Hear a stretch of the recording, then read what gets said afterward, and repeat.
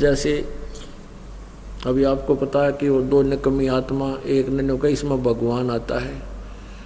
10-20 भगत खराब हो गए थे, उनका पता लगा, उनको डांटा धमकाया निकम्मियों को कि तुम बर्बाद हो जाओगे। इसी ये दुष्ट करा कितने धक्के खाते आंडे। यहाँ पहले भी कबीर साहब की वाणी यही थी, गीता जी भी यही थी, वेद भी यही थे, किसी ने कह का भी नहीं पता था।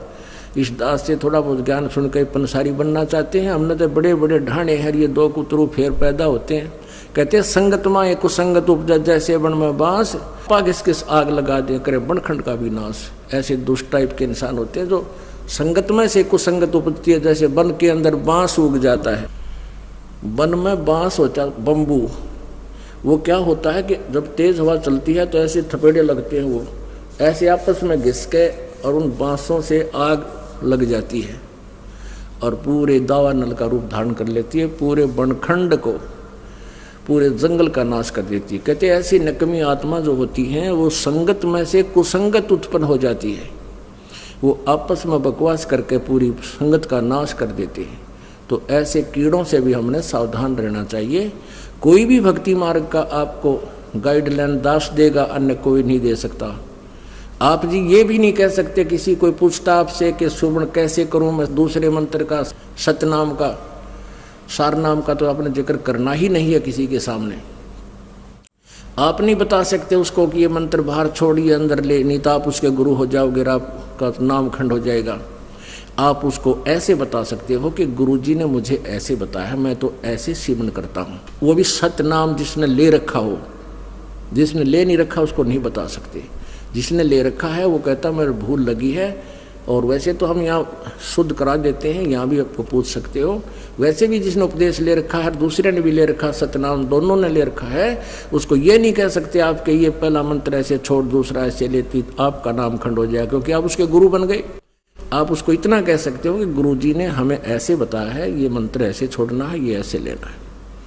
वो समझ जाएगा दूसरा कि ऐसा मंत्र। और कोई सीधा बताता है तो ऐसे भक्ति कर, 2 घंटे 3 घंटे सुबह कर, फलाना कर, ये मंत्र ऐसे कर, वो तुम्हारा गुरु बन गया। वो दुष्ट आत्मा ने तेरा भी नाम खंड कर दिया और भक्ति नाश होगी आपकी। तो इस प्रकार के जो मिस हैपनिंग आपके साथ होती है, आपकी भक्ति के ना करवा देती है। उसके लिए आपने पुनरुपदेश लेना पड़ता है, परमात्मा रजा बख्श देते हैं। कहते हैं कबीर गुरु मर्याद ना भक्तिपन और नहीं पिया का अधिकार। यानी जब दूसरे पर आस्था होगी तो आप अपने मालिक से ऑटोमेटिक कट गए, परमात्मा से। परमात्मा कबीर जी कहते हैं कि गुरु गोविंद दोनों खड़े किसके लागू पाए, और बलिहारी गुरु अपना जिन गोविंद दिया मिलाए। मान लीजिए उस दुष्टा में, उस ढेडनी में बड़ी बात करते हैं, कबीर जी आते हैं।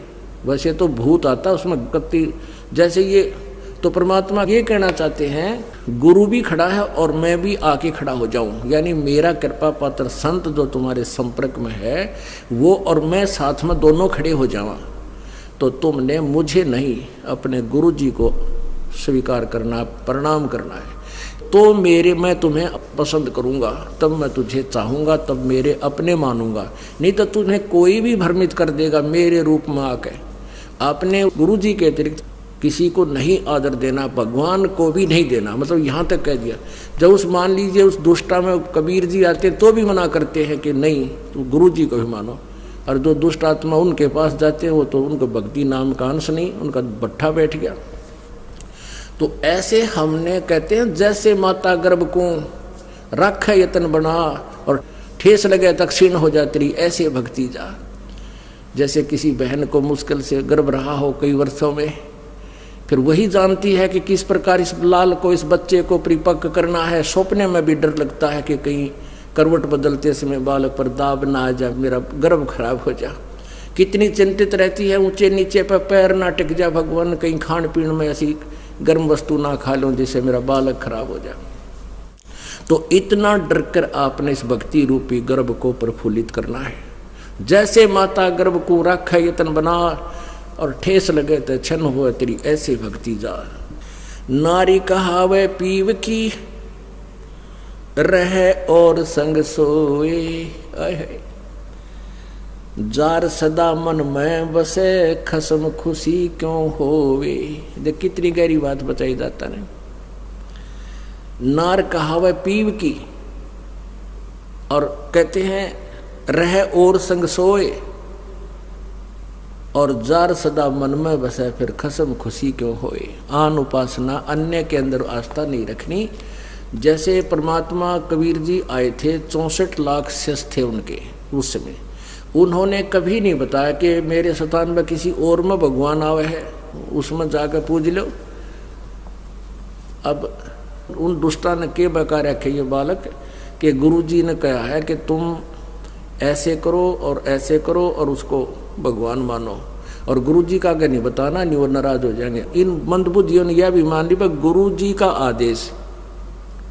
पीछे से 10-20 दिन यह बकवास चली थी, अब सेट हो गया। गुरु जी का मेरा आदेश, और मेरे सामने आप कहो कि क्या आपने ऐसा बोला है, और मैं नाराज हो जाऊंगा, यह भी स्वीकार होगी।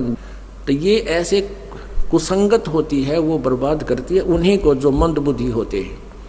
नहीं तो ज्ञानवान तुरंत सोच लेते ये कोई बात है, इतने दिन हो गए गुरुजी ने, 15 साल हो गए मैं नाम देते न, किसी को ऐसा कुछ कहा नहीं, कोई ऐसी दोगली बात करी नहीं। तो उन दुष्टों ने ऐसी चाल चली कि गुरुजी का आदेश बता दिया, सब बेचारे 10-20 ये उनके द्वारा बताएगी क्रिया करने लगे, तो हमारे उसे खत्म हो गए भगवान के अकाउंट से। अब उनको पता लगा, सभी अपना क्षमा याचना कर रहे हैं, 10-20 खराब हुए थे, फिर सेट हो गए, उनको नाम दे दिया। तो परमात्मा कहते हैं कि एक तरफ तो गुरुजी मुझे कह रहे हैं और फिर दूसरे के पास आस्था रख रहे हो, तो उसके विषय में क्या बता रहे हैं कि नार कहावे पीव की और रह और संग सोए। आस्था किसे में और नकली गुरु की से मान रही, ऊपर ले मनते, और कहते हैं जार सदा मन में बसे। आस्था तुम्हारी दूसरे में हो गई है तो फिर खसम खुशी क्यों होए। वो परम पिता परमात्मा धनी हमारा क्यों कर राजी होगा। कहते हैं सेज बिछावे सुंदरी अंतर पर्दा होए, और तन सौंपे मन दे नहीं कदे न सुहागण होए। अब जैसे यही एक अभी ये मोटा उदाहरण था जो अभी ये घटना हुई कि मुझे तो गुरुजी कहे आस्था दुष्ट ढेटनी में दुष्टा में, तो क्या बताते हैं सेज बिछावे सुंदरी यानी आत्मा और अंतर पर्दा होए, अंदर दोष रखे, अंदर में आड़ बना ली, और कहते हैं तन सौंपे मन दे नहीं, यानी शारीरिक तरीके से तो यहाँ आकर नमस्कार करें और आत्मा उस दुष्टा में। ये 10-20 से बिगड़े थे, वो सेट हो गए अभी 10-1 दिन, ये पता नहीं अंडरग्राउंड कैसे एकदम आग चल पड़ा था सिस्टम। तो दास को पता चला, जब उनको बता दिया कि तुम्हारा सब कुछ बर्बाद हो गया, तो उन प्यारी आत्माओं ने बहुत दुख हुआ इस बात का कि हमारा तो सारा नाश कर दिया उस नालायकों ने। ऐसे बहुत से झटके आएंगे, लेकिन ये हमारे ये परमात्मा का बाग किसी से बिगड़ नहीं सकता। ये तो पूरे ब्रह्मांड में छावेगा। ये बड़े बड़े ये टीरी खां ये ढाने हमने, ये बड़े बड़े पंथ पंडित ये नए कुतरू आगे थोड़े हमारी संगत को खराब कर सकते हैं। परमात्मा कहते हैं जब तुम भक्ति करते हो और पतिव्रता पद पर रहते हो, यानी 100 वर्ष तो सतगुरु पूजा एक दिन आन उपासी, वो अपराधी आत्मा भाई पड़े काल की फांसी। 100 वर्ष तो आप वो साधना कीजिए जो दास आपको बता रहा है, और एक दिन आन किसी के कहने से आन उपासना कर ली, कहते वो अपराधी आत्मा फिर पड़े काल की फांसी। वो साधना आपने किसी और के बताई हुई नहीं करनी है। और जब आप पतिव्रता पद पर रह करके साधना करोगे, पतिव्रता पद का मतलब है केवल एक ही गुरु और दूसरा पृथ्वी पर नीचे भगवान भी आ जावे। ये मालिक कहते हैं गुरु गोविंद दोनों खड़े किसके लागू पाए, उन्हीं का आदेश है। इसीलिए है कि आपको ये काल और अपने दूतों के द्वारा हमारे रास्ते से भ्रष्ट कर देता है। फिर कुछ दिन आपका पुण्य आपके साथ होता है, वो पहले किया हुआ जो इस सतभक्ति का, तो वही आपको देता रहता है। आप सोचते हो मुझे कुछ हानि भी नहीं हो रही है, गुरुजी भी त्याग दिया है और मैं अब साधना भी अपने हिसाब से ही कर रहा हूँ, तो पिछला पुण्य जब तक चलेगा, वह बैटरी जितनी चार्ज होगी थी, चार्जर हट गया।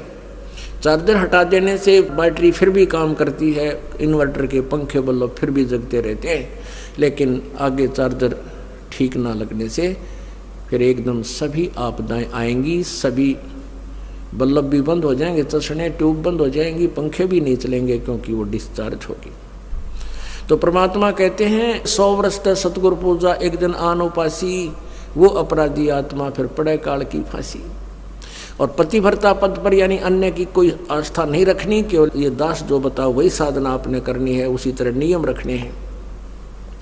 कहते पतिव्रता जमी पर दो जो धर है पाँव और समरस झाड़ू देते है ना कांटा लग जाए। आपके जीवन रूपी सफर को परमात्मा आपके पाप कर्मों रूपी कांटों को ऐसे बुहार देगा, साफ करके रखेगा कि मेरे बच्चे को, मेरी प्यारी आत्मा को ये कर्म रूपी कांटा दुख ना दे दे। कहते समर्थ झाड़ू देते है पतिव्रता। फिर ऐसी जो आत्मा जो एक परमपिता पर रुकने वाली, सच्ची श्रद्धा करने वाली, अपने जीवन रूपी सफर पर पग रखती है तो समर्थ झाड़ू देते है, कहीं ना कांटा लग जाए। बोलो सतगुरुदेव परमपिता परमात्मा।